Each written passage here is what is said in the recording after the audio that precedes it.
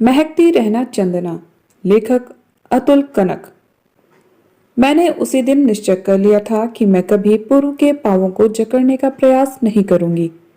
इस प्रतिभावान ऊर्जावान व्यक्ति को बांधने की जरूरत ही क्यों पड़ेगी मुझे, जबकि वह खुद मेरे प्रति अपने प्यार के एहसास में बंधा हुआ है। उनके सानिध्य में संस्कारित होते भविष्य के सुनहरेपन का एहसास मुझे चंदना से चंदन गंधा बना देता है। मेरा मन और महकने लगता है। पुरु चले गए, कह गए हैं कि 4 मास बाद आऊंगा। वह भी विदेश नहीं गए तो विदेश से उनका आशय दुनिया के कौन से देश से है, यह भी उन्होंने नहीं बताया। मैंने पूछा भी नहीं। मैं जानती हूं कि मैं ज्यादा जानने की कोशिश की तो वो फिर चिढ़ जाएंगे। मैंने अपने सवालों को खामोश कर दिया। ये सवाल ही तो थे जिनसे मुंह छिपाकर वो एक दिन अचानक घर से निकल गए थे। 5-6 दिन तक कहीं से कोई खबर नहीं मिली। मेरा तो हाल बुरा हो गया। खुद को संभालती, बच्चों को हिम्मत बंधाती या लोगों की जिज्ञासाओं का समाधान करती, कैसी कैसी कल्पनाएं जहन में दस्तक देने लगी थी। अकेली औरत कहाँ कहाँ तलाश करती उनको। फिर एक दिन इन्हीं का फोन आया। कलकत्ता से बोल रहे थे, मेरी चिंता मत करना, ठीक हूं। एक जगह काम की बात चल रही है, शायद सब कुछ फाइनल हो जाए। यहाँ एक अखबार को साहित्य संपादक की जरूरत है। बात फाइनल हो गई तो इसी सप्ताह ड्यूटी ज्वाइन करनी पड़ेगी। हो सकता है कुछ महीने मुझे अकेले ही रहना पड़े। तुम वहां सब कुछ संभाल लेना। इतना कहकर उन्होंने फोन रख दिया। मेरे और बच्चों के बारे में कोई भी जिज्ञासा शायद उन्हें नहीं थी। खैर, इतना ही क्या कम था कि उन्होंने यह सोचकर अपनी कुशलता का समाचार दे दिया कि मैं परेशान हो रही होंगी। बिना बताए इस तरह उनके घर से चले जाने को उनके कुछ मित्रों ने महाभिनिष्क्रमण कहा। इतिहास में महाभिनिष्क्रमण गौतम बुद्ध द्वारा महलों के परित्याग की घटना को कहा जाता है, लेकिन उनके पलायन को महाभिनिष्क्रमण कैसे कहा जा सकता है? बुद्ध तो सत्य की तलाश में निकले थे, जबकि पुरु ने घर इसलिए छोड़ा क्योंकि वो सच का सामना नहीं कर पा रहे थे। सच था भी बहुत कड़वा। 2 बच्चों वाले परिवार का मुखिया अपनी शानदार जीवन शैली के साथ इस बड़े शहर में बिना नौकरी के निर्वाह कैसे करेगा? यह सवाल कड़वा होने के बावजूद एक सच्चाई से सामना तो करवाता ही था। लेकिन पुरु की प्रतिभा इस बार इस सवाल का सामना करने से कतरा रही थी। मैं नहीं मानती कि प्रतिभा और ऊर्जा की उनमें कोई कमी है। मैं ही क्या, उन्हें जानने वाला कोई भी व्यक्ति शायद ही इस बात को माने। कॉलेज के दिनों में अपनी बहुमुखी प्रतिभा के दम पर शहर भर में चर्चित हो जाने वाले पुरु को प्रतिभाहीन कैसे कहा जा सकता था? एक छोटे से गांव का लड़का शहर जाने के साल भर बाद ही इलाके के सबसे बड़े कॉलेज के छात्र संघ का अध्यक्ष बन जाए तो उसकी प्रतिभा पर प्रश्न चिन्ह लगाने का सवाल ही कहाँ उठता है। 10 बरस बीत गए। इस बात को उन दिनों पुरु की उपस्थिति हर जलसे की खास जरूरत हुआ करती थी। पत्र पत्रिकाओं में उनके विचारोत्तेजक लेख छपते थे और न जाने कितनी जन समस्याओं के खिलाफ जन आंदोलनों का नेतृत्व उन दिनों पुरु ने किया था। मुझे याद है, शादी के तुरंत बाद पुरु ने मुझसे कहा था, चंदना, जो कुछ मेरी अंजलि में है सब कुछ तुम्हारा है। उसे सहेजना और संवारना, लेकिन स्वार्थी होकर कभी मेरे पांव की बेड़ी होने का प्रयास मत करना, प्लीज। मैंने उसी दिन निश्चय कर लिया था कि मैं कभी पुरु के पांवों को जकड़ने का प्रयास नहीं करूंगी। इस प्रतिभावान ऊर्जावान व्यक्ति को बांधने की जरूरत ही क्यों पड़ेगी मुझे, जबकि वह खुद मेरे प्रति अपने प्यार के एहसास में बंधा हुआ है। उनके सानिध्य में संस्कारित होते भविष्य के सुनहरेपन का एहसास मुझे चंदना से चंदन गंधा बना देता। मेरा मन और महकने लगता। देखते ही देखते 2 साल बीत गए। पुरु उन दिनों एक प्राइवेट कॉलेज में लेक्चरर थे।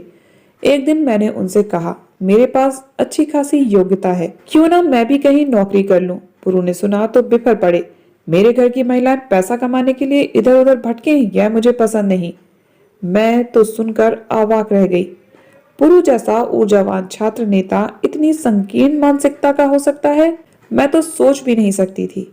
खैर, मैंने यह कहकर उनसे प्रतियोगी परीक्षा में बैठने की अनुमति ले ली कि पढ़ाई के बहाने समय कटेगा। नौकरी करने या ना करने का सवाल तो तब उठेगा जब मैं परीक्षा में चयनित हो जाऊंगी।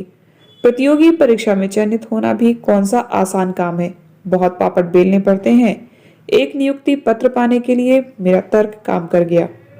शायद इसीलिए भी कि इससे पुरुष का अहम संतुष्ट हुआ होगा, क्योंकि मैंने स्वयं अपनी सफलता की संभावनाओं को धुंधला करके आंका था। पुरु अपनी नौकरी के बाद पहले की ही तरह अपने मित्रों और आयोजकों में व्यस्त रहते, लेकिन मुझे समय काटने का साधन मिल चुका था। कमाल तो यह हुआ कि मैं अपने इलाके के क्षेत्रीय ग्रामीण बैंक में लिपिक पद के लिए चयनित भी हो गई। मैं इस अवसर को हाथ से नहीं जाना देना चाहती थी।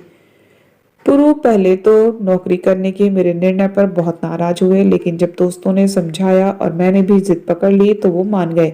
हालांकि अपना क्षोभ प्रकट करने के लिए इन्होंने पूरे 15 दिन तक मुझसे बात नहीं की थी। आज सोचती हूँ मेरी नौकरी ना होती तो घर कैसे चलता। पुरु तो एक दिन कॉलेज की लेक्चररशिप भी छोड़ आए। बोले, सेठ समझता क्या है अपने आप को। मुझे समझाने चला था कि कविताओं की व्याख्या कैसे की जाए। ऐसे बेवकूफों की गुलामी मुझसे नहीं होती। अब अपना अखबार निकालूंगा और राजनीति में जगह बनाऊंगा। मैंने खामोशी से उनकी बात सुन ली। उनकी खुशी में मेरी खुशी थी। जितनी जमा पूंजी थी उसके सहारे एक साप्ताहिक अखबार निकाला। धीरे धीरे उनकी कलम उग्र होती गई। ऐसे में राजनीति में जगह तो क्या बनती, जिन नेताओं से अच्छे संबंध थे वो भी खराब हो गए, क्योंकि पुरु ने अपने अखबार में अपने ही मित्रों के खिलाफ लेख छापे। कोई समझाने का प्रयास करता तो कहते, मैं अपने अखबार को ईमानदारी की मिसाल बनाऊंगा। कोई कितना ही अपना क्यों ना हो, उसकी कमियों को उजागर करने में कमी नहीं रखूंगा। धीरे धीरे लोगों ने कन्नी काटनी शुरू कर दी। छोटे अखबारों के पाठक होते ही कितने हैं, विज्ञापन भी मिलने बंद हो गए। धीरे धीरे अखबार का प्रकाशन बंद करना पड़ा। पुरु एक बार फिर बेरोजगार हो गए। उन्हीं दिनों इनके बचपन के एक मित्र के चाचा ने हमारे शहर में एक बड़ी फैक्ट्री डाली। मित्र ने चाचा को समझाकर पुरु को इस फैक्ट्री में जनसंपर्क प्रबंधक की नौकरी दिलवा दी। 2 साल तक पुरु ने यह नौकरी की। फिर एक दिन जनरल मैनेजर को भला बुरा कह आए। ऐसे में नौकरी तो जानी ही थी, चली गई। करीब महीने भर तक पुरु घर में रहकर किताबें पढ़ते रहे। मैंने भी नौकरी के विषय में उनके घाव को तुरंत कुरेदना उचित नहीं समझा, लेकिन कभी तो यह मौन टूटना ही था। दोनों बच्चे बड़े हो रहे थे, परिवार की जिम्मेदारियां बढ़ रही थी। मेरी तनख्वाह में घर खर्च चलता, बच्चों की पढ़ाई होती, मकान की किस्तें जाती, दोनों की गाड़ियों में पेट्रोल भरता, टेलीफोन के लंबे चौड़े बिल का भुगतान होता और पुरु की शाही आदतों का निर्वहन होता। फिर खाली बैठे बैठे पुरु चिड़चिड़े भी तो होने लगे थे। आखिर ऐसे कितने दिन और चलेगा। उस रात मैंने पुरु से यही सवाल किया था और पुरु अगले दिन बिना बताए घर छोड़ चले गए। खैर, कलकत्ता से ही पुरु ने एक दिन खबर दी कि वो उस अखबार के साहित्य संपादक हो गए हैं। उन्होंने कहा था कि वो सेट होने के बाद हम सबको वहां ले जाएंगे, लेकिन इस विषय में मैं फिलहाल जल्दी में कोई निर्णय नहीं लेना चाहती। अभी तो बैंक की नौकरी का बड़ा सहारा है, लेकिन कलकत्ता जाने के लिए तो यह नौकरी छोड़नी पड़ेगी। राजस्थान के इस इलाके में ग्रामीण बैंक की कोई शाखा उस महानगर में तो होगी नहीं। इसीलिए मैंने उनसे कह दिया कि फिलहाल वो खुद वहां सेटल हो जाएं। करीब महीने भर बाद वो 2 दिन के लिए आए और अपने लिए कुछ जरूरी सामान ले गए। इन 2 दिनों में करने के लिए उनके पास कामों की इतनी लंबी सूची थी कि तसल्ली से बात करने की तो उन्हें फुर्सत ही नहीं मिली। थोड़ी देर घर में रहते, दोस्तों से घिरे रहते। इस बार पुरुष सप्ताह भर के लिए आए थे। सोचा था अब तो तसल्ली से बात कर सकूंगी, लेकिन इस बार भी हालात वैसे ही रहे।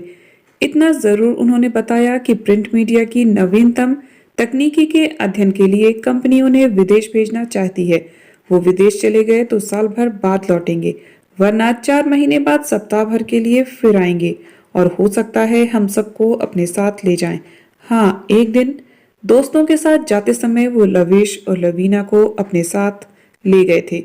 मेरा मन भी अपनत्व से सनी किसी मनुहार के लिए हुलसता होगा, इस बात की शायद उन्हें चिंता ही नहीं थी।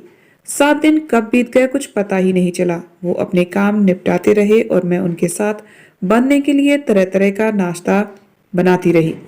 कलकत्ता में उनकी पसंद का राजस्थानी खाना आसानी से कहाँ मिल पाता होगा। मठरी, नमकीन, भुजिए, पापड़ सबका एक एक पैकेट इस बार मैंने इनके साथ रख दिया। गाड़ी का समय नजदीक आया तो एक एक करके दोस्तों से घर भरने लगा। मुझे इनसे बतियाने का मौका ही नहीं मिला। प्लेटफॉर्म पर पहुंचने के बाद भी 8-10 दोस्त इन्हें घेर कर खड़े रहे। लवेश और लवीना और मैं इनके सामान के पास खड़े रहे। मैं यह सोचकर खुद को तसल्ली देती रही कि ये मुझसे बतियाना भी चाहें तो दोस्तों को छोड़कर आना कोई अच्छा थोड़े ही लगेगा। गाड़ी आई तो प्लेटफॉर्म पर अफरा तफरी मच गई। फिर इंजन ने सीटी दी तो कलेजा हलक को आ गया। मन किया कि फूट फूट कर रो पड़ूं, लेकिन किसी तरह अपने आप को संभाले रही। ये दौड़कर डिब्बे में चढ़ चुके थे। चलती रेल से हाथ हिलाते समय एक खास किस्म का दर्प इनकी आंखों में झलक आया था, मानो कह रहे हो, तुम तो व्यवहारिक जीवन में मुझे असफल बताती थी। भला असफल आदमी को विदा करने इतने मित्र स्टेशन पर आते हैं? उन्होंने चलती रेल से हाथ हिलाया तो मेरा हाथ यंत्र चालित तरीके से ऊपर उठ गया। अचानक जैसे उन्हें कुछ याद आया और वो पूरी तरह से चीखे, महकती रहना चंदना। पता नहीं क्या हुआ मुझे, मैं लवेश और लवीना को सीने से लगाकर भींच लिया। इस एक संबोधन ने मानो मुझ में ढेर सारी ऊर्जा का संचार कर दिया था। रेल मेरी आंखों से ओझल होने लगी थी और मैं यूं ही बैठती उसे ताक रही थी। तो दोस्तों, आपको ये कहानी कैसी लगी कमेंट करके जरूर बताइएगा। इसी तरह की ढेर सारी कहानियों को सुनने के लिए चैनल को सब्सक्राइब जरूर कर लीजिए।